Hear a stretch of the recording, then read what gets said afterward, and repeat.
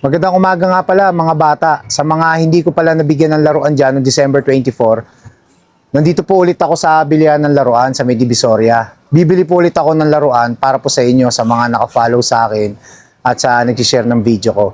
Okay? Ang bibili kong laruan na 10 batang lalaki at 10 batang babae.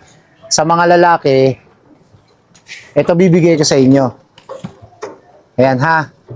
Sa mga batang lalaki, huwag kayong magpakaputok sa bagong taon. Okay, gusto ko, tigtas kayo at maglaro lang kayo ng baril-barilan. Okay? Sa mga batang babae naman, bibigyan ko kayo ng pang-badminton. Okay?